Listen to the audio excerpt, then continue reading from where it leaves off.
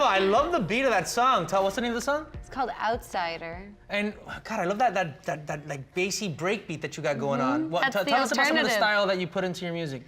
Yeah, so I would say there are electronic, dream pop, indie rock, R&B, folk things that play in my music. I like that. Yeah, I mean, genres kind of go out the window nowadays. It totally is. For lack of a better phrase, it's alternative pop. I like to call it dependent music because that's my own little spin on indie music, because a lot of my songs deal with codependency.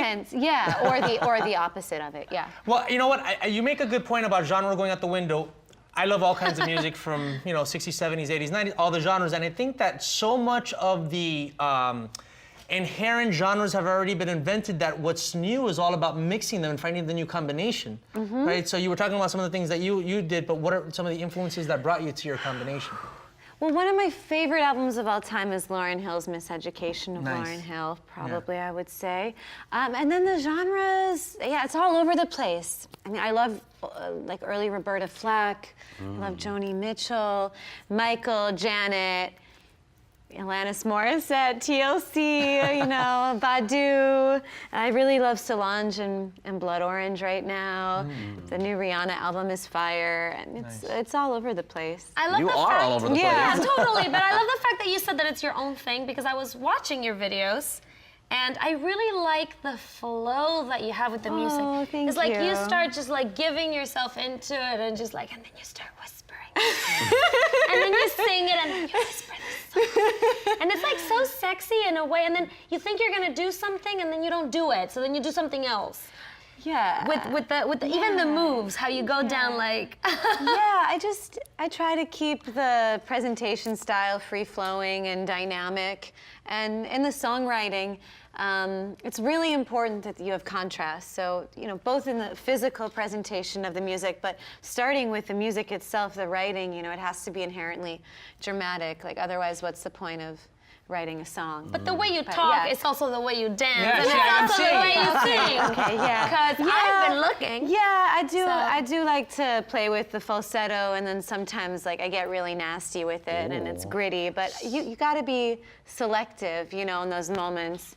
I prefer to be pretty restrained, and then when it's intense, it's very intense. Well, when you least expect it. Where are you from? I'm from Chicago, and I live in New York. Oh, nice. How can you compare the two cities? New York being the first city, Chicago being the second city? Yeah, well, I guess for me, New York is the second city because it's literally the second city I've ever lived in. Wow. Chicago is amazing culturally. The theater scene's great. It's a foodie town. Rent is cheaper. Rent is cheaper. For me, New York was, it's become my home because I wanted to live away from home. So that journey was really important. And the music scene has been super vibrant, and I found a great community. Obviously, LA, I come to LA a lot. It's a music mecca, and there's so many people to work with. So as a creative extrovert, it's really important to go where the people are. Even though we have the internet and you could do everything remotely, I'd rather write with people in the room. It's better when you do it in person with somebody. Yeah.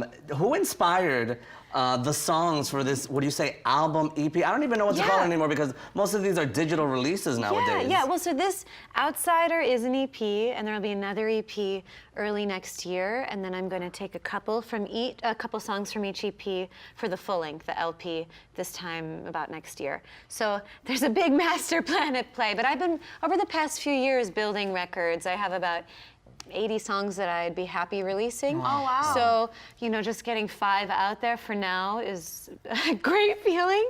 But the songs they start from a true place, maybe a nonfiction place, I would say. And then they take on a life of their own. Right. What is the story that needs to be told in the song, and what is the universal human experience? Yeah, it's almost like these are characters based on you, right? Okay. But do you have like a musician, like a team of musicians behind you to help you with, with everything else when it comes to the music, or do you write the music too? Because obviously you get the songs. So I write in the room with a producer or with another writer and a producer. And there are some people that are like on the A team who I end up working with a lot, and others where it's more of a one-off. And the goal is that when I, from a macro perspective, I step back, and then we figure out sonically, thematically where the threads are to get the EP, the bundle together. So I worked with actually a lot of different people on the first EP, but there's enough of a thread, this like dreamy, kind of nostalgic, future 80s thing going on in this first EP. I like, and you know what's funny, you say future 80s, 'cause I always say, I like the future from the 80s, like the way that people viewed the future in the 80s, and the way I thought it sounded like, and the whole new wave scene and all that stuff. A big old synthesizer. But sonically, I prefer the current version of the 80s to the overall like recording aesthetic of that decade. That's a huge generalization, but Are you writing all of this music in the middle of the night? Because I know a lot of artists tend to be night owls. Yeah, I like to stop working or before I reach the point of diminishing returns. Like late at night, I get tired. Yeah. My optimal work hours are probably like 1 to 11 at night. Okay. Sometimes I work late at night, but because I'm working with other people, and oftentimes it's in like apartments in New York, that doesn't always work. Do you write the lyrics though of the songs? Yeah. By yourself, or do you do that with a team as well? So it depends. Sometimes it's just me and a producer. Sometimes it's me and a fellow writer. I love working with other songwriters because it's like, passing a ball back and forth, and then, the song takes an unexpected twist and turn just with like one word, or one, melodic twist. So do you use all your emotional collapses to do that? Because that's another thing. I mean, we go through a lot, girls. Trust me. By the way, your next album is going to be called Emotional Collapse. She just gave me the name. Now, we only have a minute left on the show, and this is what I want to do. I want to play her song Outsider, and let's all kind of like dance like the way you dance. We'll be your backup dance, and we'll just kind of leave the show. So we want to thank... We're seaweed. Yeah, let's do it. So take us through it. Let's stand here. By the way, we want to thank the guest that we had today, Mary Kennedy. She was hilarious. Yes. Janelle Kroll right here, and Jonas Corona. All right, go ahead, play Outsider. And then we're gonna go out on this. Say what your mama gave your girl. Slowly. Oh, right. so long. Guys, follow her lead. Slowly. I think we could maybe even do like a little bit of a snap. Yeah, maybe a spin. I like a little head spin with a pony. Secrets whisper.